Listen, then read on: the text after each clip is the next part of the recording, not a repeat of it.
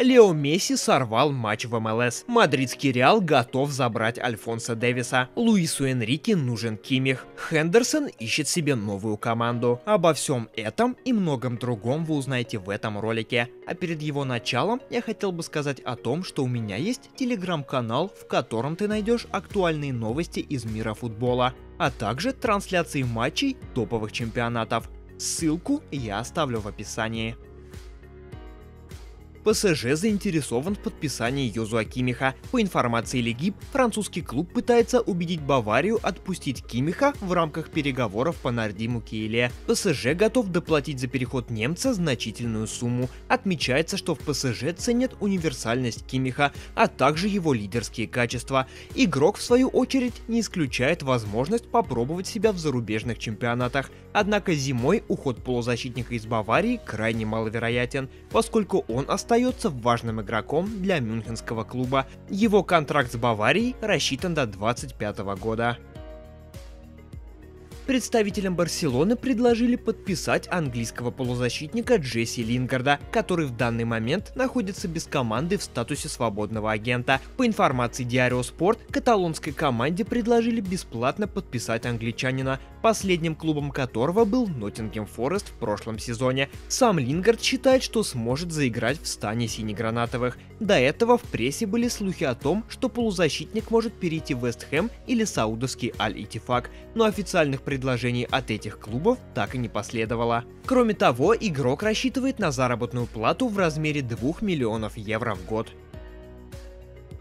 Джордан Хендерсон ищет варианты продолжения карьеры в Европе. Ранее сообщалось, что полузащитник сборной Англии, который минувшим летом перешел в Аль-Итифак, хочет покинуть чемпионат Саудовской Аравии. Хендерсон недоволен климатом и низкой посещаемостью матчей, а также хочет повысить свои шансы сыграть на Евро-24. По информации Talksport, услуги Хендерсона были предложены Баварии и Байеру. Его кандидатуру также обсуждают в Ювентусе и ряде клубов АПЛ. Отмечается, что на данный момент игрок не подавал официального запроса на трансфер. Аль-Итифак не хочет расставаться с полузащитником, а главный тренер Стивен Джеррард по-прежнему пытается строить команду вокруг англичанина. Аренда Хендерсона маловероятна из-за его высокой зарплаты, которую не может себе позволить большая часть клубов.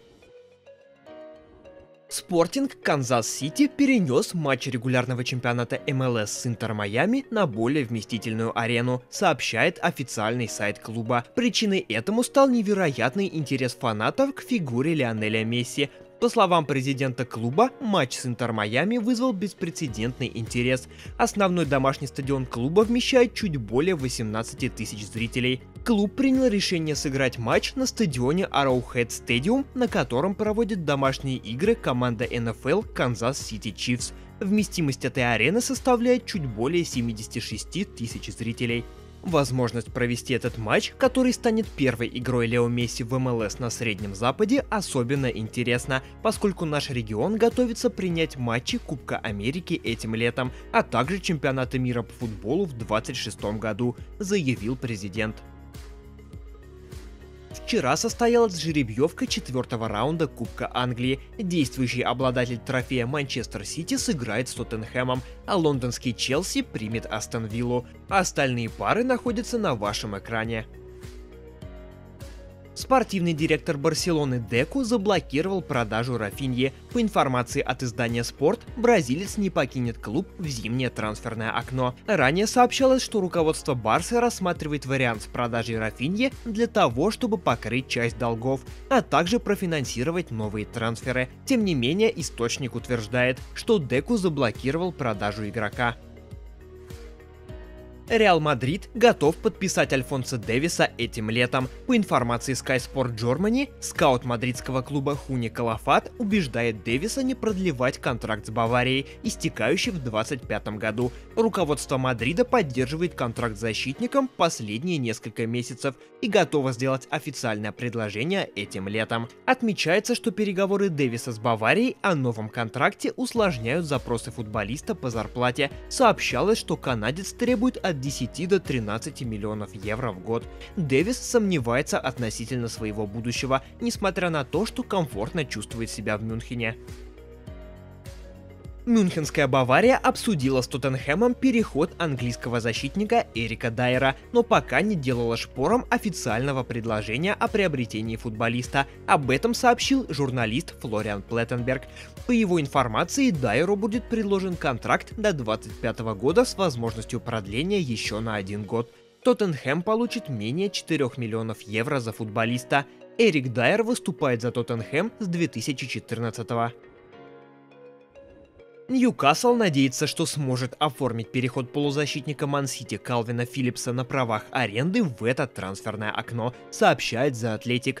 По информации источника, на данном этапе официальные переговоры между клубами еще не начались. Однако сороки позитивно оценивают свои шансы на осуществление этой сделки. Ранее сообщалось, что Ман-Сити рассчитывает получить около 6 миллионов евро в качестве комиссии по аренде футболиста, что не устраивает Ньюкасл.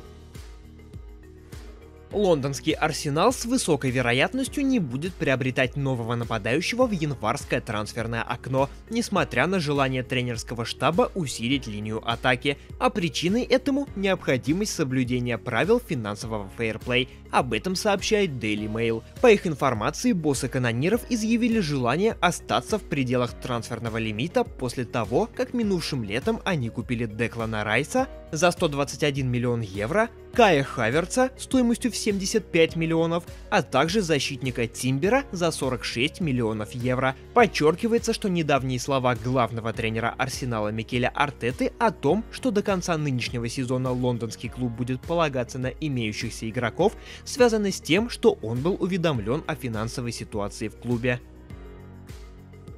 Барселона сомневается в необходимости выкупа Жоао Феликса. Игрок, права на которого принадлежат Атлетико Мадрид, выступает за Блауграну на правах аренды без опции выкупа. По информации Эль Черингита, сохранение Феликса в команде на следующий сезон не является приоритетом для Хави. Главный тренер Барсы не рассчитывает на португальца в следующем сезоне. Испанское издание Cope поделилось новыми подробностями возможного перехода Кильяна Мбаппе в мадридский Реал. Ранее многие мировые СМИ сообщали, что испанский клуб установил дедлайн французу для принятия решения о будущем. Источники сообщали, что у Кильяна есть время лишь до конца января нынешнего года, чтобы выбрать клуб, за который он желает выступать. Cope опровергает эти сведения.